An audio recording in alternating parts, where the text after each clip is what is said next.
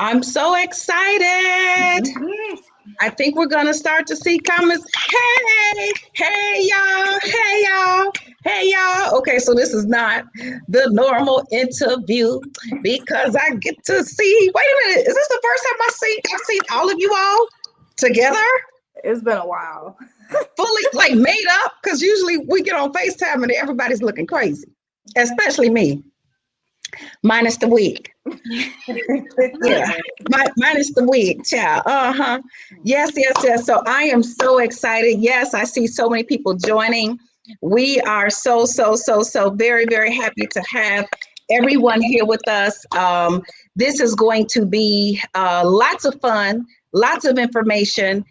We've never done this, and we've had like little bitty, itty bitty pieces of conversation around the experiences that you all have had growing up, but nothing for real. So the first rule for tonight is this: there are no rules. Okay, so say whatever you want. Help me, Jesus. Help me, Jesus. Jesus, cover me now. Okay. Help me, Jesus. Okay. And we are doing this because, so many people, I think everybody wants to be financially free. Mm-hmm. And it is not about the money. It is about the freedom. It is about being able to take care of yourself. It is about being able to help others in need. Taylor, when you were home during the pandemic, you went and fed the homeless. Sydney, you're always volunteering. Kennedy volunteers in her sleep a lot. No shade. By the way, so there are no rules tonight, okay? But if I feel like y'all throwing a little shade at me, I'm just gonna do this. I'm just gonna do this. That's all. I'm not gonna get mad. I'm just gonna get cute. Okay.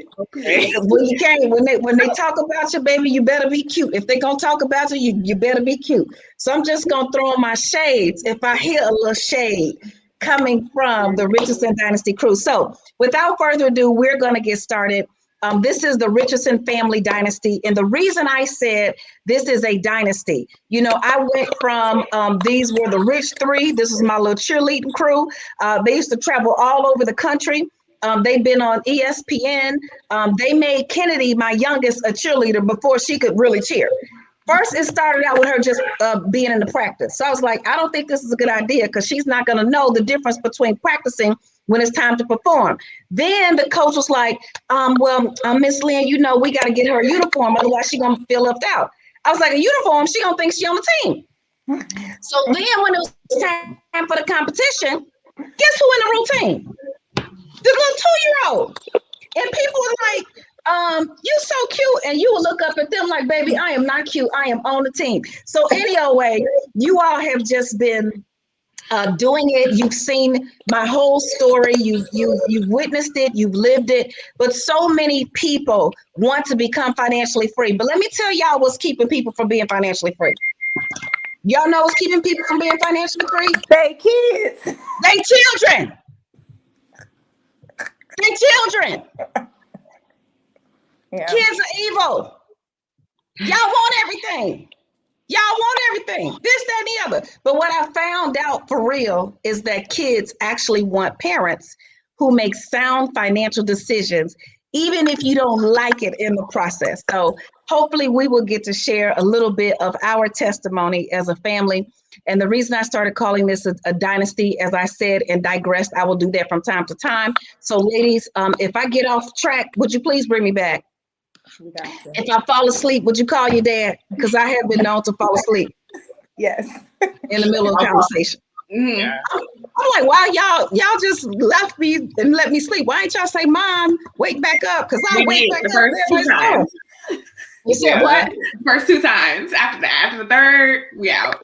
Yeah, you out of there, Kennedy. You ain't wait. So we started out as a little cheerleading crew. Then I was like, this is the business because you all started working with me. I think, Kennedy, you were like 6. You're like 5 or 6 when you got your first job working for your mama. And then it was an enterprise, but we are able to create a dynasty. And a dynasty is a family or a group of related people who work together to build wealth for generations and generations and generations. So for everybody who wants to leave broke behind, for everybody who wants to break the generational curse of poverty in your family, for everybody who wants the answers, how do you do it? How are you going to get it? How are you going to stick to it? You see, becoming financially free is a lot like losing weight. It's not hard to get started. It's hard to pass up those Twinkies, okay? It's hard to pass up that Harold's chicken when they pass them out. It's hard to pass up those sweets. So it's not difficult to get started on the road to financial freedom. It becomes difficult when your kids ask for the latest whatever. Your kids ask for all of this. And then your kids sitting there looking sad. And then all the other kids whose parents are broke too got all the stuff right. So we're going to just share some things. So without further ado, everybody, I see you all. Thank you so much. Feel free to post your questions. We'll take them as they come. Sydney, you were here first. So why don't you get us started? Here's my question to all of you. Did you think we were rich when you were growing up? And if so, how did you feel when you found out we were not? I don't think I thought we were rich growing up. I think if anything, I just knew we were comfortable. Like I was in all the activities. So before Taylor and Kennedy got here, when I was just only child, we were doing the cheerleading, we were in dance, we were in ballet, tap, jazz, gymnastics, tumbling, going out daily, like all kinds of stuff. So 5,000, 10,000, 20,000. Right. Yeah, so, okay. Like, in my head, I didn't think we were rich, but I just knew like, oh, I'm in activities. Like, this is just our normal life. This is just what we do. And then once Taylor and Kennedy got here, of course, we can't leave them behind. So they have to be added in the activities too. But now that I'm 25 years old and I have an adult mindset and I can just about guesstimate how much that stuff costs. Thousands. Yeah, I was spending $3,000, $4,000, $5,000 a month just on activities. Yeah, that's crazy. Just activities. You haven't ate. You ain't got no lights on the gas bill have been paid. Yeah. Ain't nobody went to sleep, woke up. You don't have no clothes on yet. This was just activity. So, right. But so you never noticed the change, Sydney? I noticed the change when it hit about 5th grade, and you just had to basically just started taking us out of activities. And of course I was sad because I would go to school and all of my friends were in cheerleading or in the activities and stuff. So I was a little sad at first, but then when you just had the honest conversation, like, look, we need to cut back on some things. This is what we're doing. Of course, a child like wants to be selfish in that moment. Like, oh, I can't get this, I can't get that. But if your family is struggling, then you just got to go with it. So after a while, it was just like, oh, I'm not in cheerleading anymore. Okay, well, let's see how this is. They got the free cheerleading team at the school. No more ballet. They got the free ballet at the dance ministry. Join the dance ministry. No more music lessons. They got the free choir at the church. Right. Everything was free. Free 99. Right. The free $3.99, child. $3.99. Yep, we got transferred out of that private school. We got into public school. We got into all the free activities. So at the moment, I thought my life was breaking down, but it just led us into the next transition, the next phase of our lives as a family. Taylor, what about you? You know, you're the family. Everybody in the family calls Taylor. She's like the eye snob. She got an eye everything. She got an iPhone, an eye ring, an eye watch, some eye shoes, eye dog. Where's your dog? She got an eye dog, y'all. Yeah. When I was teaching them how to, do their chores, and I was like, well, you're gonna need to know how to do chores when you become an adult. Taylor was like, I'm gonna have a maid. I was like, Jesus. Then she was like, she was gonna live in a gated community, so I couldn't get in. I was like, how safe do you think you're gonna be? And who is gonna explain when I have to bust the security guard upside the head because I got to jump over the fence and take him out so I can get to you? So Taylor, did you think we were rich? And when did you notice the difference? If so, and what was that experience like for you? I don't really remember like a big change or anything. I feel like not that elementary school was a blur, but like I just remember like I was able to do like band with all my friends. When I was in middle school, I was able to do cheer and dance like at school with all my friends. So I never felt like I was like missing out on anything. Yeah, like I didn't have like all the like Jordans and stuff like that, like a lot of kids. But yeah, I never felt like I was like missing out on anything. So I never really thought. I guess I never really thought of the concept of like rich and poor. Just like in the same way of how we went to like a majority Black school, I never really thought about like race, which is like something that a lot of my friends from California didn't have that experience going to like predominantly white school when they were really young. So that like race was already a thing for them.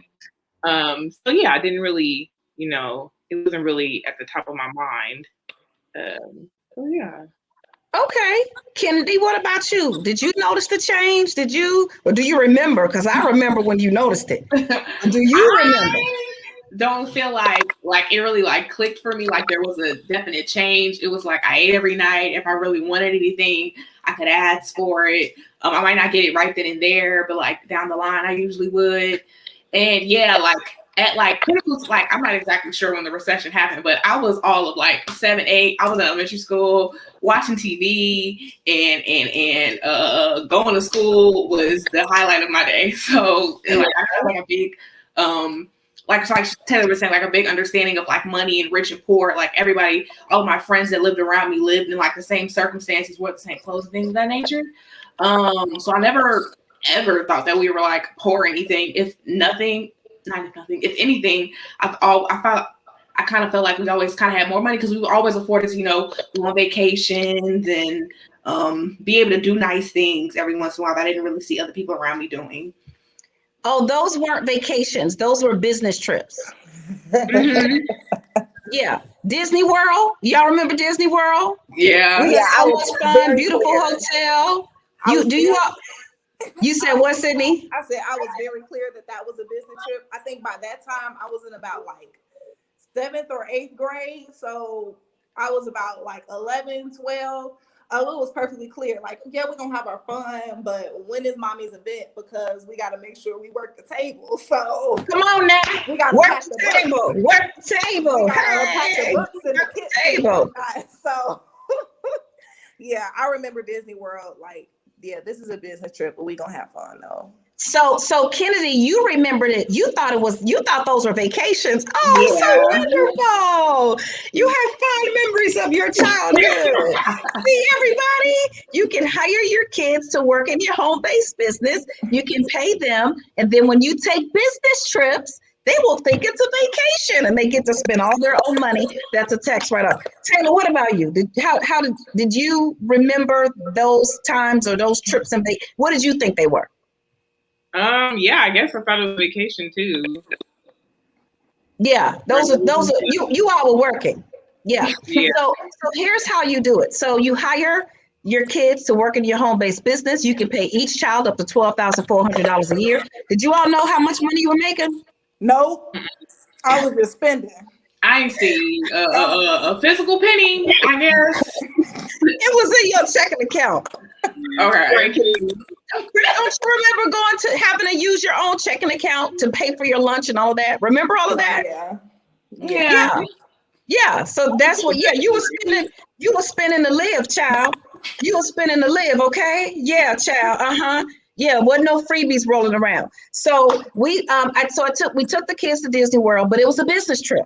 So for me, I had to go speak at my sorority's national convention. All my sorors out there. So I had to speak. And I was like, oh, this is a business trip. Now, when you hire your family members to work in your home-based business and you take them on a business trip, it's not a write-off if they just go. They actually have to work in the business. So let's say you hire your spouse and your spouse is your bookkeeper and you take your spouse on the trip. Well, it's not a tax write-off for your spouse unless your spouse is doing something in the area of bookkeeping. So maybe your spouse can keep all the records, or maybe your spouse can help you at the event, or whatever the case may be. So whenever we traveled, everybody had some work to do. So Sydney, you were clear that it was a business trip? I was clear that it was a business trip. I was clear that I had to get Taylor and Kennedy together because we had to sell these books. They want to go off. They want to get in a swimming pool, and I have to gather us together as siblings so we do not get Yeah, killed. no, not siblings. These you were the supervisor. Yeah, I was a supervisor at that moment at 11 years old. So yeah, getting us all together, like, come on, get rid of the attitude. We all got to do this. So yeah. So let me tell you how much money we spent on that trip. First of all, we drove. So it was like being on the Underground Railroad, child. I was so tired, I didn't know what to do. I was like, Jesus, when we gonna get here? But we got there eventually. I think we were there for about a week. We stayed at a really, really nice hotel. Do you all remember? Mm-hmm. Really, really nice resort. So the travel all the way from Chicago to Orlando, Florida, all the gas, every time you all had to go to the bathroom. Remember, Auntie Diane was with us. She had to stop in her car behind us and go to the bathroom every 20 minutes. I was just like, okay. So all of those trips, all of the food, half of the meals, the hotel. And remember, we went to all the parks. We went to Magic Kingdom. We did all of those things. Back then, you could also write off entertainment. So all of that was a tax write-off, ladies. All of that was a tax write-off, everything. That meant the money that we spent going there, which for a family of 5, for us, we probably spent about $4,000 or $5,000. That we probably spent about 4 or 5, maybe more, not to mention spending money and all of that stuff. So you all always may have wondered, why was I always talking about business? Because all of it is business. So we go out to eat and we just talking, that's not a business meal. But if we go out to eat and we discuss business, are you all ready for the event? Do you have everything that you need? You know, those kind of things. So that's good. Okay, so all right, new question. You all used to describe your Christmases before and after the change and how you felt about it. Anybody can go. I do remember, like, I don't know if my memory is just bad, but I do remember the Christmas. And then I just remember a Christmas like in 2012 when I was like 12 or 13, where like we didn't get that much stuff, and I was just like, okay, like we're not getting gifts no more, or like what's going on? My love language is receiving and giving gifts. So I kind of remember that, but. Well, that was the first year, Taylor. It was 2009, so you were only 8. You may not have turned 8 yet. And I think for Kennedy and Taylor, some of your memory might be a little different because you kind of were born into this. I mean, your early years, 3, 4, and 5, were flamboyant, crazy. Like we used to have Christmas toys from the front of the house to the back of the house. But by the time I hired you all, Kennedy was 5 and Taylor was 6. So you all really just kind of were born into a job, basically. Sydney probably notices the change. What were you going to say, Kennedy, about Christmas? Because I know you like Christmas toys. I was saying the same as Taylor. Like, I remember, like, especially when we lived in Madison, there was like one specific Christmas where we had like a lot of gifts and we got a lot of stuff. And definitely, like, as we got older, I feel like we had maybe 1 or 2 Christmases after that. Like, we got like a couple more gifts, and then like it became like money rather than gifts, so we can buy our own things that we want. Which at first is like, oh, okay, cool, like I'm on money, but then it was like kind of like, oh, I kind of want gifts. Like they hold a little bit of sentimental value, but like I understand like the business perspective behind it. But yeah, I never ever like remember, not having good Christmases. So yeah. Oh, so you didn't feel like they were bad Christmases? Okay, because I felt really bad that first year. I can tell you when the first year was. The first year, I pretty much didn't buy you all anything. I think you may have unwrapped something like you had a Christmas stocking with like some stuff in it, but that was it. But what I gave you all that year, I gave each of you your own book, and it was everything about your life and all the pictures from before you were born to when I was pregnant to when you came home. It had your lineage. And I remember that was the first year ever you all sat around the Christmas tree. That was 2007. You all sat around the Christmas tree and you sat there for like a whole day. You all had never sat in one spot for a whole day paying attention to anything on Christmas. It was like, oh, I got this. Oh, I got that. running. And when the brat dolls came out, the heads came out. I saw heads over here and bodies over there. I done spent all this money and now the doggone doll is disconnected. So I was stressed out because I was broke as all get out.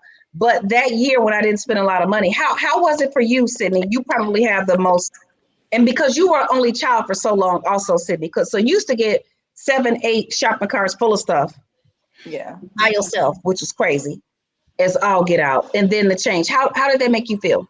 The first year was definitely different. Mainly because Taylor and Kennedy probably didn't notice the difference. Like you said, they were just born into it. But I definitely saw a major transition between like all of the gifts that we were getting. Like we had so many gifts from the front to the back of the house for all of us, like all 3 of us. So that, and then we went to the Christmas where we didn't really get anything. I remember it was kind of sad that year because Christmas Eve came and I didn't see anything under the tree. So I was like, so what's about to happen? And then we woke up on Christmas Day and it was just 3 stockings. And I was like, April Fools, where's the rest of the gifts? So then after that, but then once we got into the gifts and we looked into the photo albums and then everything about our lives, it was the most memorable Christmas, in my opinion, because it wasn't just about like all the toys and like you said, just going back and forth, so much stuff going on, but we actually, were able to sit around and talk as a family for a long time. So, but when I got to school, I didn't join in those discussions about what y'all got for Christmas. Don't ask me. I didn't. Yeah. So how did that go? So you didn't get anything for Christmas, and then eventually I wasn't getting anything at all. It was like you got paid, buy your own gifts. Buy your own gifts. As a matter of fact, this is what I'm thinking of this year.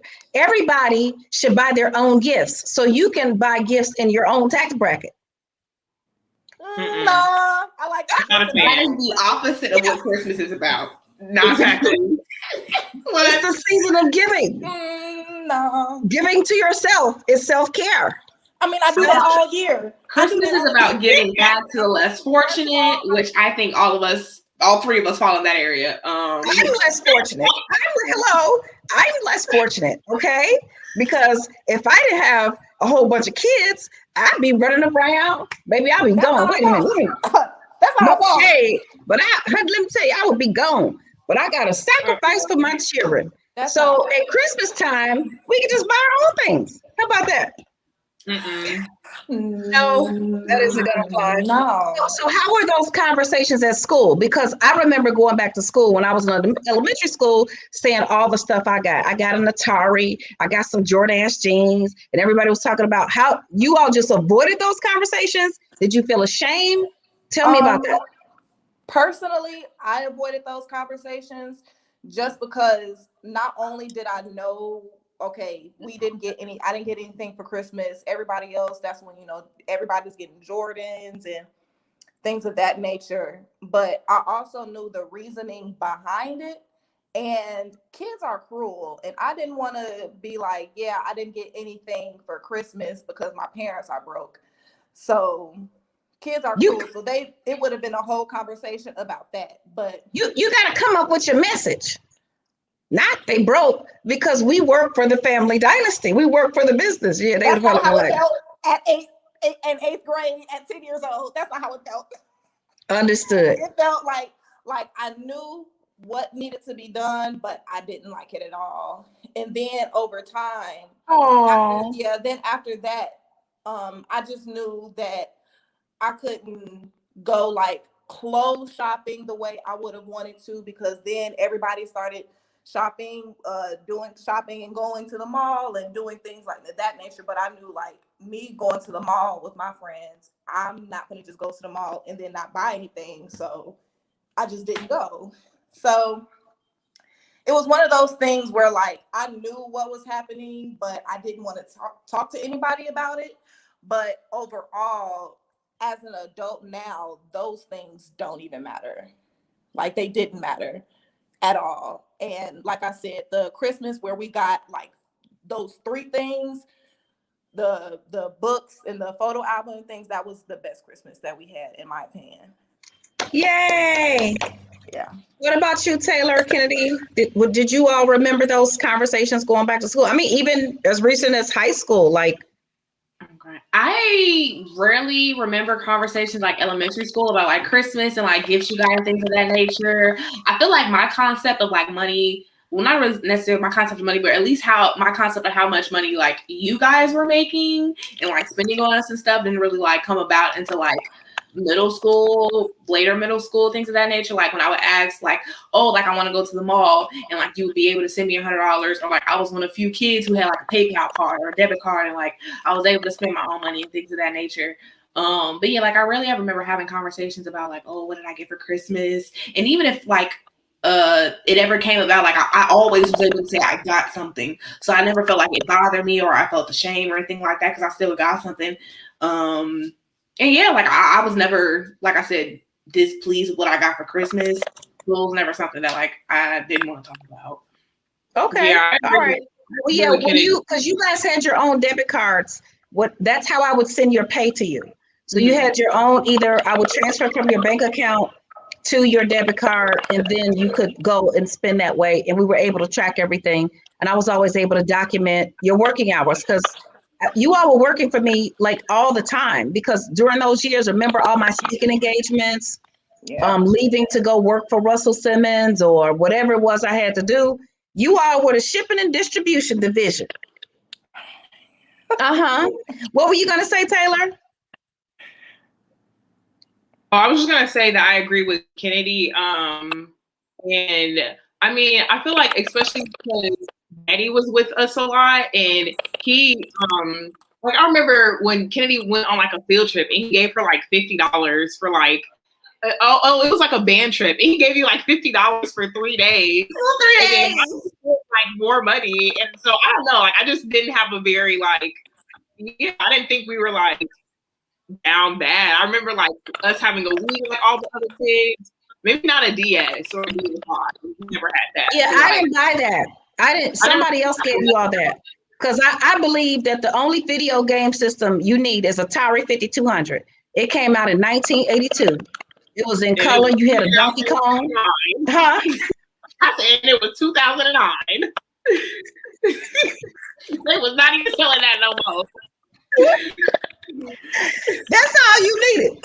I do not believe in buying video game systems. So yes, your great grandmother bought you the Wii. Y'all, that's how y'all got the Wii. Because the last video game system I bought, do y'all remember? Well, no, you weren't even alive, Taylor. PlayStation 2. 1999. That was the last game I bought. Sydney was 4. That was the last game I bought. So I never bought a video game system in your lifetime, Taylor and Kennedy. Never. I refused. Wasn't gonna do it. And then, remember, tell them about our TV. So I didn't believe in flat screen TVs either. She did not.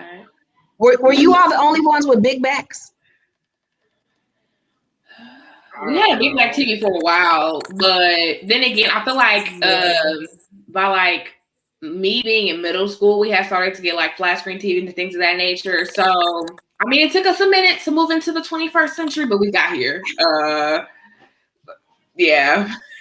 Well, you all didn't even have a TV in your room. We did not. Remember?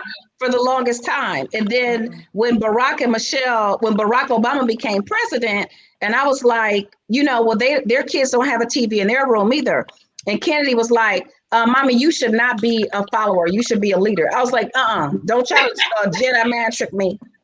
We following that. No TVs in the room. You all had a shared office, and so on and so forth. Okay, so what about now that you are adults, college students, college grad? How do you feel about money? Do you feel stressed out about money? Do you feel secure with money? What are your thoughts about money? I guess I'll go first. What do I think about money? I think now that I definitely have a better concept of money, capitalism, and just all things of that nature, economics, completely. I'm definitely grateful for the place that I am in as a 20-year-old to have like credit cards and things of that nature, and to get like a refund check from financial aid, which a lot of people don't have. Some people are paying out of pocket for college. Some people have to work while they're in college. We're in the middle of a pandemic, and some people like they're at home trying to work and do school at the same time, to help out their families, things of that nature. So I'm very grateful for like the economic position that like you've definitely helped us be in, prepare us for this. I think I would never say that I've ever been stressed or worried about money, but sometimes I do think about like, oh, like when I have my own career and I'm doing my own thing, I hope I'm able to make enough money to keep up the lifestyle that you all have, grateful us to, provide us so far, where we can, go on trips and buy nice things and have birthday gifts and birthday parties and things of that nature, and, have water slides at our birthday parties and stuff. So I definitely, sometimes I do think about that. Like, I hope I'm able to, like have nice things as well, for my own independent, hard work and things of that nature. Okay. Anybody else? Yeah, I agree. I don't really find myself ever worrying about money. I try not to like ask, because I feel like I'm trying to be independent, even though I still depend on my parents. So that's kind of contradictory. But yeah, I don't really ever find myself like worrying about it, at least. What about you, Sid? Yeah. Be honest. You could tell us the truth, child. I think because you went through the biggest transition. Mm-hmm. Yeah. So let's just say that being an adult is ghetto. Oh my God. And yes. I'm going to always say this, because once bills start, they don't stop. So not that I am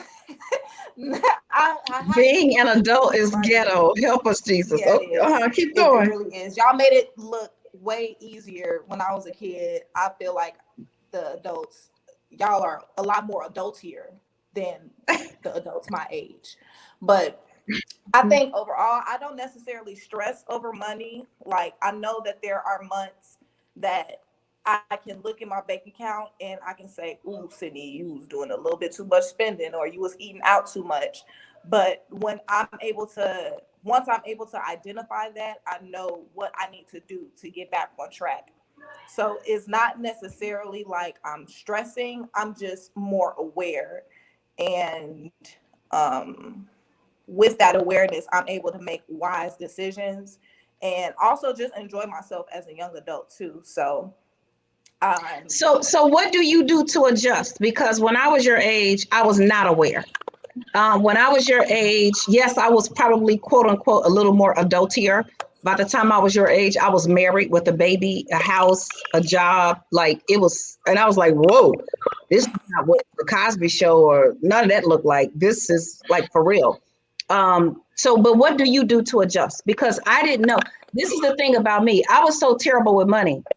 I didn't know what to do to change, and I didn't think I needed to. I thought I could just go make more money. But the more money you make, the more the IRS will take. The more money you make, the more money you spend if you have a spending problem. So it was a downward spiral for me until I crashed. So what do you do to adjust? Because you're right, Sydney, you are, mid-20s and you want to enjoy life, and you look and you say, oh my God, I've been doing this, that, and third. What do you do to adjust? 10, 10, 30, 50.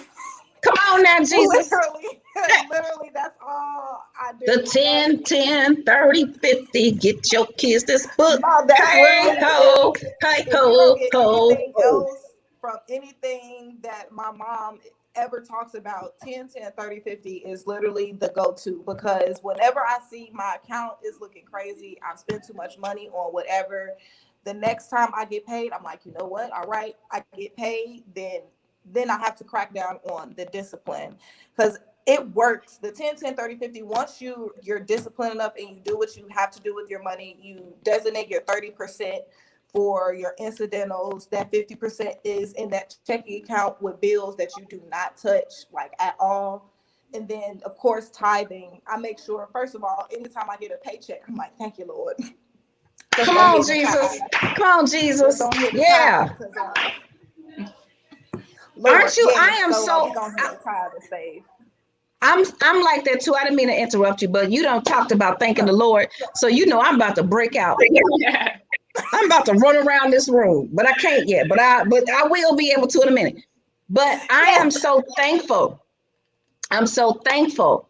Every time, it doesn't matter what I get. Like, I would be thankful just to be able to drive up to our house in Matson when it was cold outside and be able to drive into the garage and get out and go into a warm house. I would be thankful for just being able to turn on lights. I'm thankful for every time I get an opportunity or a new client or someone who wants to be helped be financially free. Like, I never get disconnected from the little things. I'm thankful. The Bible says he who is faithful with little will be faithful with much. He who is unfaithful with little will be unfaithful with much. Who can be trusted with true riches if he can't even handle unrighteous money? So every little thing I get, I am thankful for. So I'm so glad that you said that. So it really works, Sydney. Now tell me this, do you all talk to your friends about money? Sydney, when you do? Ooh, child, I talk to my friends about money because we are all at the age where no, because we are all at the age where either my friends are around the 25, 26, 27 age range. So we're trying to buy houses. We're trying to purchase cars. We're trying to go on vacations and things like that. So when you're in a place where you feel like, one, you're not the amount that you're working and the amount of labor that you're doing isn't matching the money that should be in your bank account, then it's a problem. So then we get to talking. All right, so what we need to do? All right, we don't need to be eating out. Y'all got me last week, but y'all ain't finna get me this week. So things like that, and also just having those honest conversations, because if I around people that are constantly spending money on foolishness, how am I supposed to get myself together? Or I just have to cut those people off. So we definitely have lots of conversations about money. Yeah. What about you, Taylor and Kennedy? I mean, you're still in college. So I know when I was in college, people didn't really talk about money. I didn't have a lot of it. And that was the cause of a lot of my self-esteem issues and other things. I didn't really feel like I had anybody to really depend on outside of Grandma B. And she cleaned homes for wealthy people. And I felt I didn't even want her working at that age. She was too old to work. So, I got credit cards instead. And I thought I could handle it and I didn't. But are you all having conversations with your peers about money at the collegiate level? Mm-hmm. Go on. I would say not really. I mean, I guess you kind of talk and joke with your friends. Like, my friends kind of joke that, like, I'm rich or whatever because I just have all of the stuff that I like. But yeah, we don't really talk about it like that. They think you're rich? Wow. I'm like, okay. I would say you do. Let me. You do have a lot of stuff, Taylor. You make me jealous. I'd be like, what else she got? She got this too? Taylor, you just be doing it. Okay, Kennedy, what were you gonna say? I would say me and my friends, I feel like we don't talk about it a lot, but we definitely do talk about it. Because I feel like being in college, I met a lot of different people from a lot of unique backgrounds and unique financial situations. And like you were saying, we're in college, but I feel like college is the best opportunity to talk about it, because if anybody knows, college as an institution is just the biggest scam that there is. And you're spending money that you don't have for things that you're not getting, for things that you're not learning. You're basically being robbed. It's a voluntary robbery. Okay. So we definitely have a lot of conversations about capitalism. Did you say college is a voluntary robbery? Yes. Unless you got a full ride. That's why I said, okay, so everybody, didn't I tell y'all? Everybody out there, all you parents, you struggling trying to keep your kids in school, you're trying to keep them in that private school, they are not going to Harvard. And if they're going to Harvard, they're going to go from wherever they at. So send your kids to the free school. In my household, school is free. If you get A's, you go to school for free. If you get C's, you go into the free school. Okay, I ain't mean to interrupt. Okay. That makes me hot. But yeah, like us just being in college and like trying to figure out like how to pay for our education, which is going to lead to a career. For many of us, housing, we're adults, but a lot of us are still dependent on our parents. Many people are in households they don't no longer want to be in, but like they have no choice but to stay and things of that nature. So I definitely do feel like we have a decent amount of conversations about like money, our futures, and things of that nature. But yeah, because I'm only 19, but there are a lot of people that still, like Cindy was saying, want to buy cars, want to get their own apartments, want to go on vacations and things of that nature, and be able to enjoy their 20s and stuff. So it's like, yeah, we talk about it definitely. All right. Okay, so we're going to take some questions from our guests. We have so many beautiful guests, and I have to put on my glasses, okay? Thank you all for loving my kids. Aren't they so wonderful? Hey, y'all. Hey, y'all. Hey, y'all. Okay, I'm about to put my music on, start dancing, because my girls are here. We all together got our makeup on, too. Hey, hey, hey, hey, hey. Okay, all right. I'm back, everybody. I'm back. Thank you, Erica. I love you, too, for loving my kids. Wow, college is a voluntary robbery. Yep. Let's talk about the curriculum. Yep. Mm-hmm. Sydney should write a book and have a seminar on how young people should handle their finances. Sydney, don't make me. Girl, you know I'm right. No, literally, it's so important. And as an adult at just 25, I'm realizing more and more how important it is to like have your finances in order. I just graduated from Northwestern last year, and after I graduated, I was like, okay, so what am I about to do? And then in the midst of the pandemic and everything happening, of course, my mother is the home-based business queen. So I was like, okay, what am I about to do? So my natural thing was, all right, I'm about to start tutoring because we're about to bring some extra income up in this thing. And I am still tutoring. Make sure y'all, you got the kids. Anybody that needs some math tutoring, hit me up. Sydney's a math genius. She's a math genius. She tutors virtually. She went to Harvard when she was like 15. She took calculus without a calculator. Yeah. Crazy. So she's great with math, everybody. So Sydney, you got like a bunch of home-based businesses. Tutoring.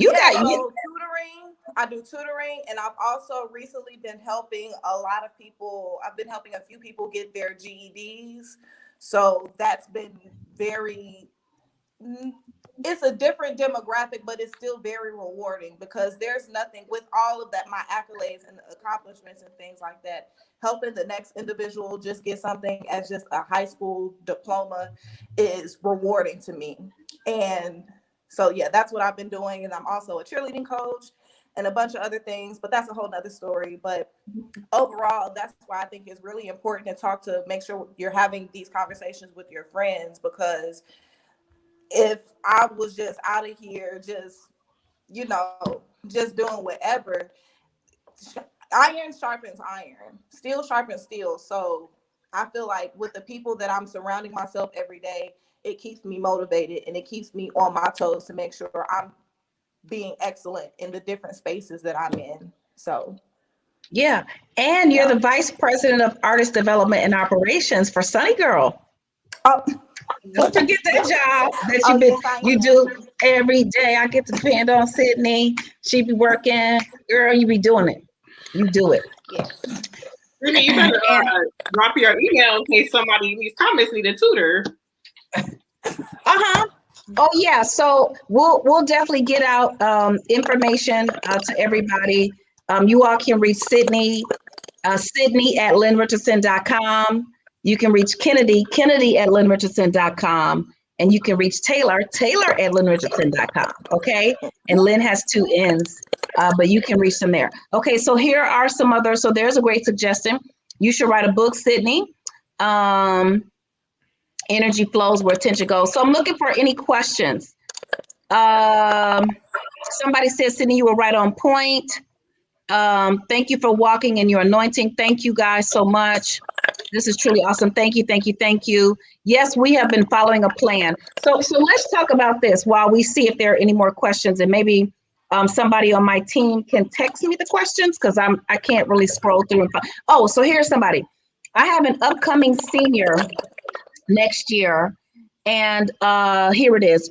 I have an upcoming senior next year, and he wants to attend out-of-state college.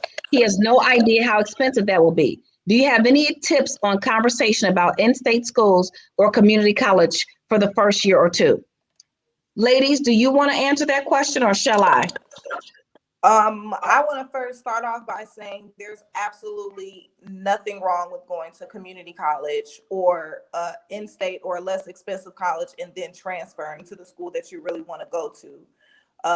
Yeah, colleges are very, very expensive. I was fortunate enough to have a full ride from Northwestern, but trust, if I didn't have a full ride, I wouldn't have been going there. So, oh yeah, school is free. Yeah, so I just want to just emphasize how even with everything that I did, went to Harvard at 15 and all that other stuff, from me, community college, save your dollars. Go ahead and go to a community college, get all of your prerequisites out the way, and then go transfer to whatever school you want to go to for your major. It's absolutely not necessary to be in debt for 4 years. For the 4 years that you're in this institution at all. So that's what especially because like those first 2 years, and even I feel like even last semester, and I'm a junior right now, like you're taking general education courses that you can literally take at any school, like psychology 101, basic math. Like you can literally take those classes anywhere. So I agree with Sydney. Yeah, I agree as well. And I was just gonna say that because she said that he's upcoming senior, really be honest with your kids about just how can I say this? Just don't feed them false narratives, and then they have to like find out the hard way about certain things. So I'm definitely saying be honest with them, like, hey, we can't afford it, or that's just a stretch for us. We want to help you come up with a plan so you can reach the goals that you still want, still go to the school that you want, but you have to work with us and things of that nature. I feel like a lot of time, I'm gonna say a lot of time, this is a whole nother conversation, but like just don't be scared to have conversations with your kids. Only because like you might kind of hurt their feelings, but I feel like you might find out that they're a lot more understanding than you think they are. So yeah, just be honest with them about money, what you can and can't afford, because we all want the next best thing that our friends have. We're young, we're teenagers, we like flashy stuff. So yeah, you just gotta talk to them. Oh, and then it also.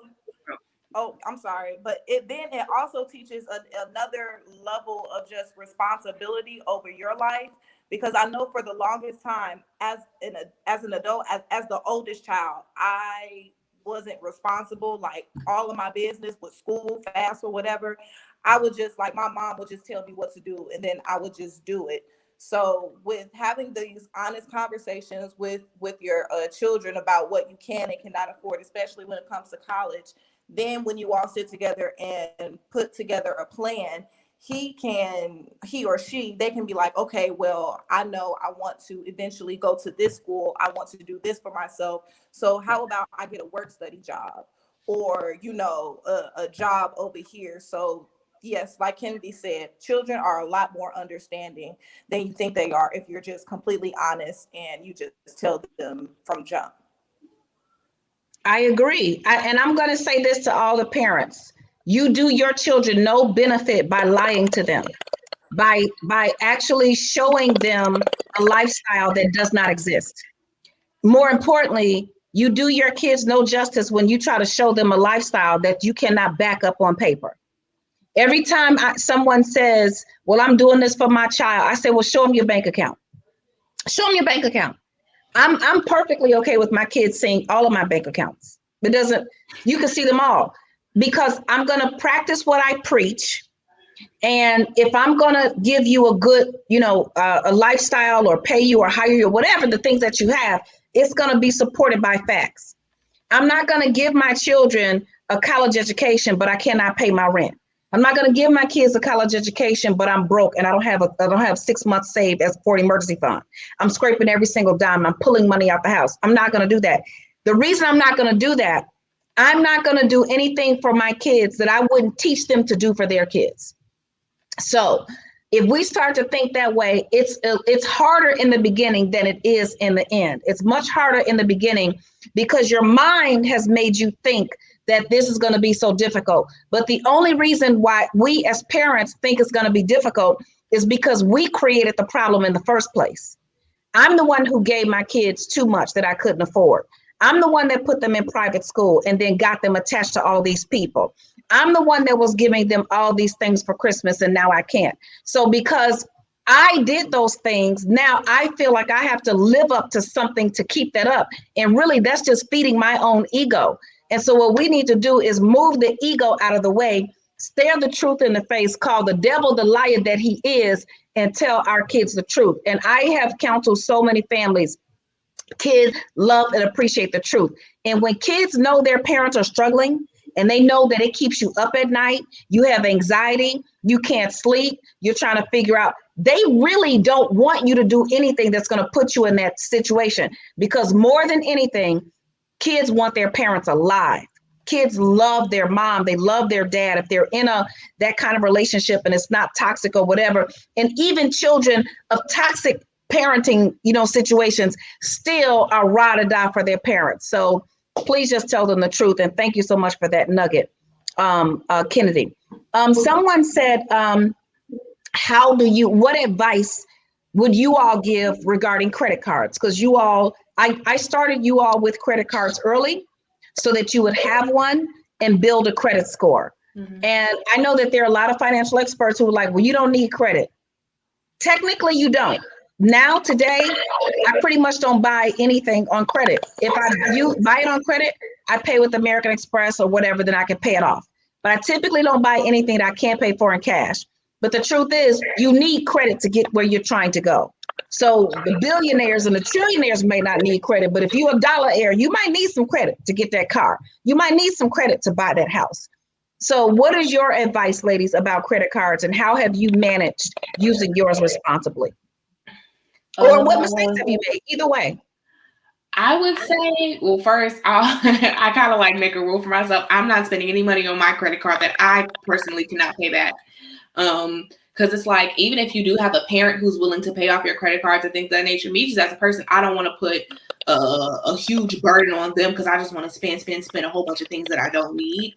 So I try to be conscious with how much I'm spending, making sure, like I said, I'm not spending more than I can't pay back, as well as if you do have a child that is able to have multiple credit cards, like I said, they're just aware of how much they're spending, knowing maybe I should alternate credit cards. I'd already spent $200 on here, maybe use this or things of that nature. Just I'll definitely say being disciplined and being responsible with how much you're spending, and just not buying things that you don't like I said, you just can't pay back, unnecessary things. Yeah. Anybody else? Oh, yeah. When I use my credit cards, I try to always think about what Jay-Z said when he said, if you can't buy it twice, you really shouldn't buy it. So that's kind of my little philosophy. So come on now. If you can't buy it twice, you probably shouldn't buy it. I love it. Yeah, that's great. True. Yeah, I know with my first credit card, I remember vividly, Mommy, you told me, Sydney, do not run this credit card up. Less than a month later, it was maxed out. So, yes. That's my child. Don't leave my baby alone. The responsible side and the responsible side, because it's paid off and things now. But yeah, definitely only spend things that you know for a fact that you're able to, pay back, or just only use the card for absolute emergencies. That's my go-to. Just use it for emergencies. If you have to think about if it's an emergency, it's probably not. When it's an emergency, but if you have to think, well, maybe shoes, I'm not gonna be able to find any shoes because they on sale right now. That's not an emergency, baby. That's just you. That's what you doing, what you want to do. So yeah, just be responsible and really disciplined with credit card spending. They should not spend more than 30% of their total with their limit. They shouldn't spend more than 30% of their limit. Got it. So if you have a limit of $1,000, you shouldn't spend more than $300. But more importantly, you shouldn't even spend the $300 if you cannot pay it back. Right. Yeah. Yeah. So my kids have a credit card. One, because they've traveled with me. Two, because they travel on their own. And a credit card is a safer method of payment than a debit card. So a debit card, if they're traveling, because there's all kind of identity theft, if there's traveling, checking bags and so on and so forth, there have been unauthorized Uber charges, unauthorized, like all kind of things. So on a debit card, the dispute process is much more difficult than a credit card. So on the credit card, you can call your credit card company and say, this is fraud, and they will erase, the charge and so on and so forth. So, but it also shows, because credit is like a muscle. You have to use it in order to make it stronger. You cannot have excellent credit if you never use any credit at all. So our rule of thumb is, if you charge it, just pay it off, on a due date, not the minimum payment, pay the whole thing off, and try not to ever carry a balance. So this is great. Okay, so there was another question. Someone said, someone asked about hiring their child at the age of 18. Oh, yeah. So someone asked, if you hire your child, the person has a child who's 18 years old. They want us to know, if they hire their child, does the child have to pay taxes? Maybe. So here's the rule in my household. Yeah, here it is. My son just turned 18. If I pay him to work in my home-based business, does he have to file taxes? Maybe. So Sydney, what did I tell you the first year you had to file taxes and you were concerned if you were going to owe anything to the IRS? We can't hear you. Did you go on mute? There you go. Okay. You were saying either you have a business or you don't, and you're going to have to pay all this money. So isn't it like, if he's paid over $12,000, he has to file taxes? It's probably right. not over. It's probably, he's probably not being paid over $12,000. But if he is, literally keep every receipt. Like, just have an envelope. He should just keep every receipt, everything that he's purchasing. He might have a car. He might be spending money on gas. That means that's a business expense. Depending on now. What's going on. Come on now. Look at my girl. He needs to be going to Office Depot, going to the post office, something where that gas is a write-off. So literally, you're gonna find it. Like, if he doesn't want to pay a whole bunch of money in taxes, you gonna find those amounts. The gas. Okay, was this you ate, or like that was a business lunch? Yeah. So if you don't want to spend all that money on taxes, you're gonna find what your write-offs are. Yeah. So in my household, so here we go, parents again, we're so protective of our kids. I don't care if they got to pay taxes or not. That ain't my problem. The IRS coming after you, not me.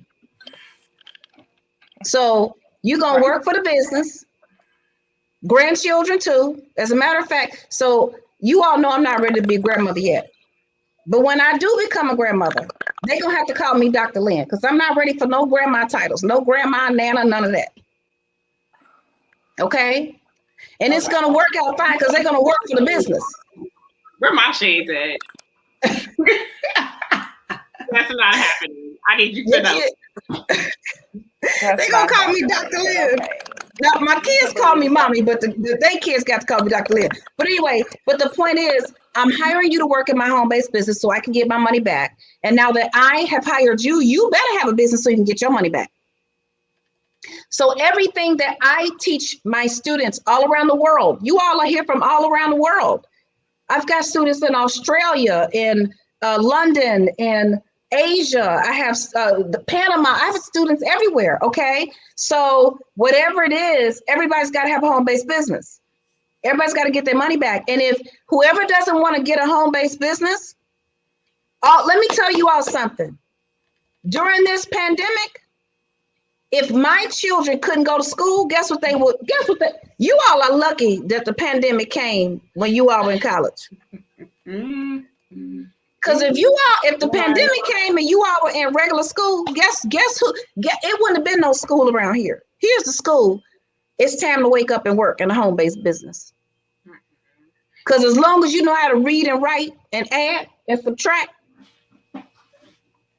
We don't need to know about photosynthesis. We're not taking no biology. We ain't doing none of that, okay? You're going to learn how to manage money, right? So what I would say to everybody is, if you are in the Entrepreneurs Academy, make sure your kids, get them, pay them, make them buy their own books.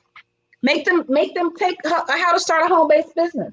And Sydney, while you're writing your book, you and your sisters, you all should just go on and teach a class in Wealth University. Crickets. Y'all okay, funny, we'll talk about that later. Why are you writing a book? I should write a book. Thank you for the suggestion. Yeah. Yeah, you all can go on and teach a class. Okay, so this is great. We have more questions. Okay. What questions do we have? Okay, would you suggest your 22-year-old college son to do, what would you suggest your 22-year-old college son to do with his $1,400 stimulus check? He has no bills other than car insurance. Okay, so first of all, your 22-year-old college son, did he get his own stimulus check in his name? Because last time I checked, the stimulus check goes to whoever the parent is. It goes to the head of household or the person who's filing the taxes. So in my household, my children, I still claim them as dependents. So they don't get no stimulus check. You don't get a stimulus check. You get a stimulus check this round. Did you get a stimulus check? I don't know. Did it come to the house? I'm not there. I heard they said something about it on the CARES Act that the students are supposed to be getting it or whatever. Let me text my father. Like, what? Right, now we gotta ask Daddy. Is it checks in our name coming through now? Hold on now. They say So even here's if the deal. you a college student, you're dependent. They say you was getting one too. If your check have my name on it, guess who it belong to? That ain't right. All right. So here's the rule. There is $1,400 per person in the household. So Demetrius is the daddy, Lynn is the mama, and we got 3 dependents. So they gonna send us $1,400 for each person. But the check say the name of the tax person. So now, if your child is getting their own check, then I would make them responsible. They need to pay their own cell phone for a year. Does anybody want to pay their own cell phone bill in this Zoom? I don't got a cell phone bill. I ain't never seen it in my life. Yeah. So I would make that child, everybody who's getting a $1,400 stimulus check would either have to pay their own bills, or I would say put it aside as emergency money. It will be mandatory emergency money. Okay. Yeah. So here's something else while we wait for the next question. So for all you parents out there, we only have a few more minutes. We have one more question. For all you parents out there who are struggling trying to institute discipline with your children, and you are telling them the same thing, make sure you do this, make sure you do that, and then they don't do it, chores, whatever it is. When my children got to that stage where they didn't want to listen, I started charging consultation fees. Because if I tell you to do something one time, I'm a parent. If I got to tell you 2, 3, and 4 times and explain to you why, now I'm a counselor. And I'm a consultant. And I get paid a whole lot of money. So, Sydney, do you remember when I started charging you for not following through with your responsibilities? Do you remember that? Yes, charging among of other consequences. But yes, I definitely remember that. And that is not fun. Yeah, that's not fun at all. And at the end of the day, you just got to remember that you the parent. Forget what them kids right. Say. But I remember when you got it, because you started, I remember one day you called me, you were like, Mom, I don't know if this is going to be a consultation fee, but I have a question. I was like, no, baby. I was like, no. See, now you got people think I'm abusing you. Right. No, it's not. Asking me a question is not a chargeable thing, because you're doing the right thing. You are consulting with your parent for advice and counsel. It's when you do what you want to do that you then have to pay if you have to come. So I would say to you all, hire your kids, and for certain infractions, they paycheck get docked. That means they don't get to go on the field trip. That means they don't get to, if they're paying for their own football classes or football camps or cheerleading camps and this, that, and the other, you don't have enough money, so you can't go. You didn't earn anything. You didn't follow through with your responsibility. So I think one of the best things that you all can do is prepare your children for real life, because there's no place in the real world where you cannot have your responsibilities met and then still be able to reap the rewards as if you did. Okay, last question. How do I get my sons 20, 23, and 29 to start a home-based business? I'm just learning a lot of this, and I want them to do better than I did. What would you all suggest? Let's go in age order. So Kennedy, what would you suggest for the 20-year-old? I would probably say, knowing me, I'm a type of person, I don't want to do nothing. I feel like somebody is trying to make me do. I feel like I have to, be trying to do it at my own free will, as well as if I'm trying to invest my time and my energy into something, I want it to be something that I like or that I'm passionate about or something of that nature. So I would say just try to influence them to do things that they already like, and then tell them more about how this could be a business opportunity, how you can make money off of this, or but just a lot of encouragement. I would definitely say for the things that you already see that they're interested in, giving them more information about it, showing that you're also interested in it as well. I feel like that would definitely help. But yeah, like I said, I don't feel like as a young adult, I feel like I'm just a thing. So it's like, I want to make my own decision. So I definitely would say influence them rather than trying to pull them into something they might not be quite interested in. Because running your own business, that as much as people want to do it, I feel like sometimes it might take a certain type of person. So they might need a little influence and a little more knowledge. They might not be quite ready for it. So just help them. I love it. Taylor, what would be your advice for the 23-year-old, the middle child? Well, I agree with the same thing Kennedy said. You can't really make someone do something that they're not really interested in. So yeah, trying to find their passions. I'm kind of I really like to do service for other people. So I'm trying to figure out how I can incorporate that into something that I can make into a home-based business. But yeah, definitely let them find, their own kind of thing and just encourage them from there. I love it. What about you, Sydney? The oldest child, the 29-year-old. All right. So this might flutter some feathers, but with the 29-year-old, you got to let him go.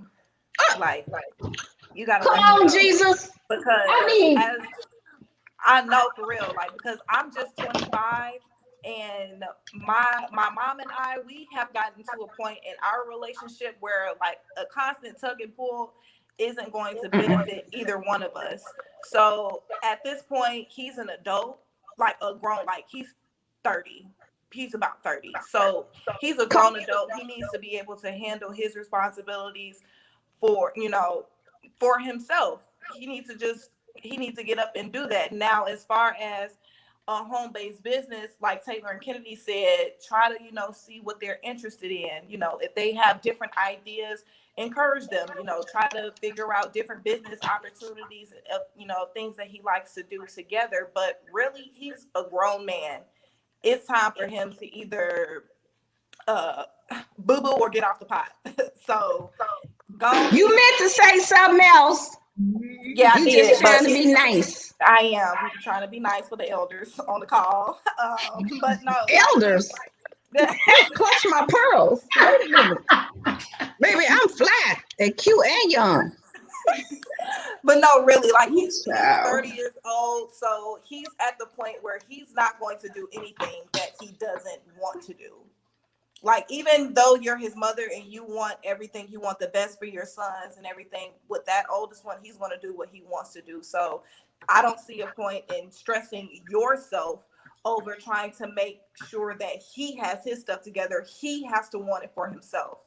And if he wants it for himself, then he will, try to figure it out. He will come to you, hey, Ma, what do you think about this business idea, this, that, and the third? But there's absolutely no purpose in stressing yourself out over the finances of a grown man.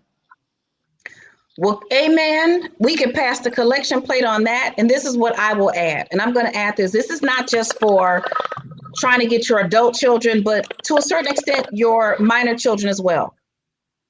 Cut the cord. The umbilical cord was cut at birth.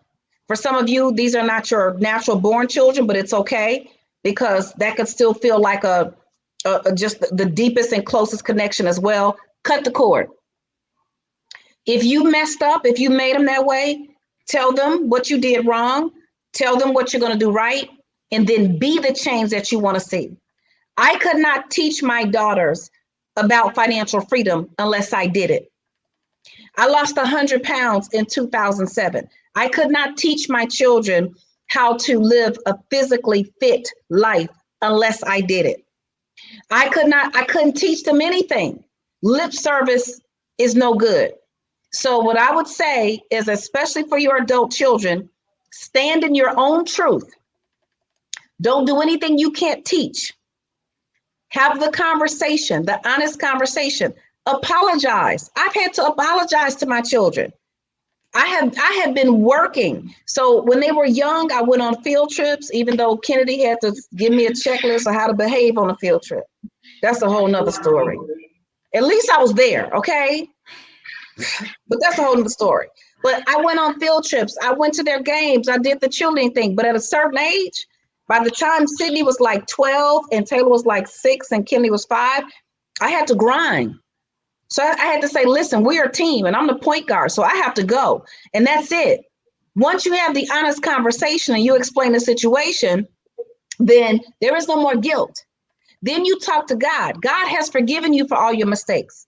If you made bad financial mistakes and now your children are suffering from those mistakes, move on. Forgive yourself and then cut the cord. And then you become financially free. You start spending your money right. Some say money talks, but I say money walks away from you quietly and you don't know where it went. But let me tell you what else speaks. When you stop feeding the problem that you created, stop feeding the problem you created and get rid of guilt. Emotions, money is not emotional. We are. So we want to transfer the emotional attachment that we have to money. We want to apply the truth to it. Because at the end of the day, money can work harder for you than you can work for it. So on our next episode, the kid, y'all didn't know that this is, we're going to do another episode. I'm sorry. Not tomorrow. We'll talk about the next day. But I have promised the first 500 families a family financial freedom masterclass. So make sure you're signed up for that.